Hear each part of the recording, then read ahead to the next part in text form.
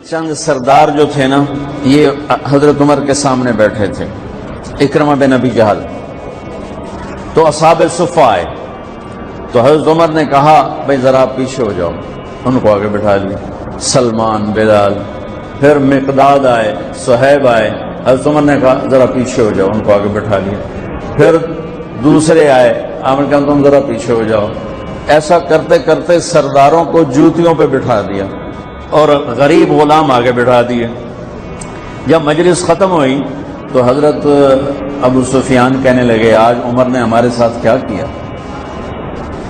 تو حارث بن ہشام، سہیل بن عمر کہنے لگے کیا کیا؟ کہ دیکھو سرداروں کو جوتیوں پہ بٹھا دیا اور غریبوں کو سامنے بٹھا دیا.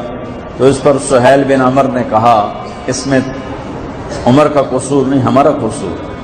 ہم نے اسلام لانے میں دیر کی، ہم پیچھے رہ گئے، انہوں نے پہل کی، وہ آگے نکل گئے. تو اب ایک دم، حالانکہ یہ بالکل فتح مکہ پہ ایمان لائیں، ان کو نبی کی صحبت کے چند دن ملے ہیں، لیکن ایک ماحول بنا ہوا تھا، اس ماحول کو میں بتا رہا ہوں. یہ آپس میں کہنے لگے چلو دنیا کی تو خیر ہے پیچھے رہ گئے، اگر آخرت میں پیچھے رہ گئے پھر کیا ہوگا؟ اس خیال کا آنا تھا کہ چاروں آگے حضرت عمر کے پاس کہ عمر تم نے ہمیں سامنے سے اٹھا کے جوتیوں پہ بٹھایا، ٹھیک ہے ہم حقدار ہیں، لیکن ہمیں پریشانی یہ ہے کہ ہم چاہتے ہیں کہ آخرت میں تمہارے برابر ہو جائیں، ساتھ ہو جائیں، آگے تو جا نہیں سکتے، پیچھے نہ رہ جائیں، کوئی راستہ ہے؟ رسول عمر نے فرمایا ان لوگوں نے اللہ کے نام پہ اپنی قربانیاں پیش کی، تم اللہ کے نام پہ اپنی جان پیش کرو، مال پیش کرو، تو تم بھی ان کے ساتھ ہو جاؤ. تو یہ کہنے لگے جی بالکل ٹھیک. تو یہ سارے قریش کے سردار مکے آئے اور مکے سے بمع خاندانوں کے انہوں نے ہجرت کی. 400 بڑے سردار انہوں نے مکہ چھوڑا. جب یہ مکے سے نکلے تو سارا مکہ رو رو کے برا حال کر رہا تھا. تو حارث بن ہشام رضی اللہ تعالیٰ عنہ، یہ ابو جہل کے بھائی ہیں، ابو جہل کے بھائی ہیں، حکم بن ہشام اس کے یہ بھائی ہیں حارث. یہ کھڑے ہو کر انہوں نے چھوٹی سی تقریر کی، فرمایا کہ دیکھو میرے بھائیوں، اللہ کے نبی نے دعوت دی، ہم پیچھے رہ گئے، ہمارے غلام آگے چلے گئے، اور اتنا آگے گئے ہیں کہ اگر یہ مکے کے پہاڑ سونا بن جائیں اور میں سارے خرچ کر دوں تو ان کے ایک دن کا اجر میں نہیں پا سکتا.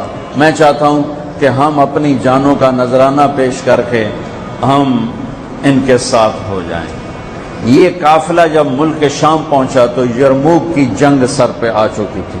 یرموک کی جنگ میں رومن امپائر ٹوٹی اور اس کا فیصلہ ہوا اور ان کو شکست ہوئی. اس میں 3 لاکھ کا لشکر تھا رومن امپائر کا، اور صحابہ کا لشکر تھا 30,000.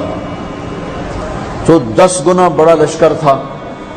تو 9 دن یہ جنگ چلتی رہی کہ یہ لوگ وہاں پہنچے. تو ایک دن ایسا ہوا کہ لڑتے لڑتے صحابہ کے قدم اکھڑ گئے اور اہل ایمان دبتے دبتے دبتے اپنے خیموں تک پہنچ کر رومی ان پر چڑھتے آ رہے تھے اور ان کے حوصلے پست ہو رہے تھے کہ حضرت اکرمہ بن ابی جہل انہوں نے نا ایک دم اپنے سر سے نا لوہے کی ٹوپی کو اتار کے پھینک دی اور اپنی زرہ بھی اتار دی اور اپنی تلوار کی نیام کو بھی توڑ کے پھینک دیا اور ہاتھ بلند کر کے کہ کوئی ہے میرے ہاتھ پر بیعت کرے موت کی کہ یا اللہ اس ایمان والوں کو فتح دے گا یا ہماری قبریں یہاں بن جائیں گی. تو خالد ابن ولید اور اکرمہ بن ابی جہل قریبی رشتہ دار ہیں. تو خالد ابن ولید نے حضرت اکرمہ کا ہاتھ پکڑ لیا، کہا کہ نہیں میں تمہیں ایسا نہیں کرنے دوں گا، ہمیں تیری ابھی ضرورت ہے. تو انہیں ایسے ہاتھ جھٹکے سے چھڑا کر کہا الیک عنی. الیک عنی کا ویسے ترجمہ تو ہے دفع ہو جا، الیک عنی دفع ہو جا. وہ آپس میں رشتہ دار بھی ہیں، صحابہ بھی ہیں، یہ کہہ سکتے ہیں. تو میں صرف ان کی لفظ کا ترجمہ کر رہا ہوں، الیک عنی دفع ہو جا، خالد پیچھے ہٹ جا. با ادب ترجمہ خالد پیچھے ہٹ جا. کہ کیوں؟ کہ میں اور میرا باپ ساری زندگی اللہ کے نبی کی دشمنی کی اور ان کے خلاف لڑتے لڑتے لڑتے زندگی گزار دی. آج اس داغ کو دھونے کا دن آیا ہے. آج میں اپنی جان دینا چاہتا ہوں تاکہ میرے دامن پر جو اللہ کے نبی کے ساتھ جنگ کے دھبے ہیں ان کو میں دھو دوں، لہذا میں تیری بات نہیں سنوں گا. تو ان کے بیٹے عمر بن اکرمہ نے آگے بڑھ کے بیعت کی.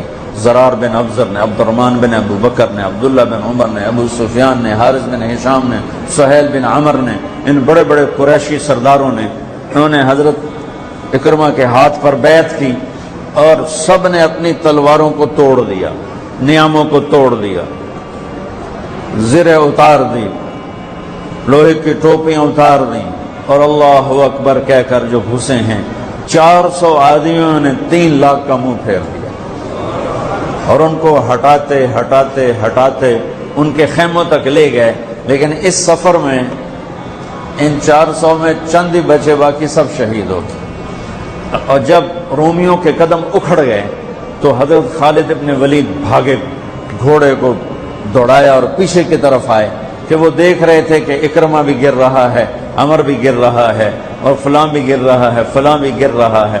تو یہ جلدی سے بھاگ کے پیچھے آئے تو دیکھا تو ان کے بیٹے تو ختم ہو چکے تھے اور اکرمہ کے تھوڑے سانس چل رہے تھے، تو انہوں نے بیٹے کو یہاں رکھا، اکرمہ کے بیٹے عمر کو، اور حضرت اکرمہ ابو جہل کے بیٹے کا سر اپنی گود میں لے کر تھوڑا پانی منہ میں ٹپکایا نا، تو انہوں نے سے آنکھیں کھولی، کہا کون ہو؟ کہا میں خالد ہوں۔ کہا لمن الدبرہ، کیا فیصلہ ہوا؟ تو خالد نے کہا مبارک ہو، اللہ نے ایمان والوں کو فتح دی۔ کہا اچھا، عمر کو کہہ دینا جو تم نے کہا تھا وہ ہم نے کر دیا۔ آئے ہائے، اور ساتھ ہی جان نکل گئی۔ تو خالد ابن ولید کے ایک دم آنکھوں میں آنسو آئے اور انہوں نے غصے سے کہا کلا زعم ابن الحنتمۃ اللہ نستشہد۔ عرب جب کسی کو پیار سے بلاتے تھے تو باپ کے نام سے، یا ابن عمر، اے عمر کے بیٹے، یا ابن الخطاب، اے خطاب کے بیٹے، عزت محبت سے بلانے کے لیے باپ کا نام آتا تھا، اور غصے میں بلانا ہوتا تھا تو ماں کے نام سے، یا ابن سمیہ، یا ابن الحنتمہ۔ یہ ان کی ثقافت تھی کہ غصے میں بلانا ہے تو ماں کے نام کے ساتھ، عزت محبت میں بلانا ہے تو باپ کے نام کے ساتھ۔ یہاں خالد ابن ولید کو عمر پہ غصہ چڑھا ہوا ہے، کلا زعم ابن الحنتمۃ اللہ نستشہد۔ اب خطاب کا بیٹا عمر بن خطاب، یہ نہیں کہا خطاب کا بیٹا، حضرت عمر کی ماں کا نام لے کر کہا کہ اب حنتمہ کا بیٹا یہ نہیں کہہ سکتا کہ ہم نے اللہ کے نام پر اپنی جانوں کا نذرانہ پیش نہیں۔ اللہ اللہ ہے، مجھ پر پہرا دے گا کون لڑائی میں، مجھ پر پہرا دے گا کون لڑائی میں، مجھ پر پہرا دے گا کون لڑائی میں، مجھ پر پہرا دے گا کون لڑائی میں۔ میں صدیق اکبر آقا بول پڑے، بول پڑے، مٹھی سے ابو جہل کی کنکر بول پڑے، اللہ اللہ ہے، اللہ اللہ ہے، اللہ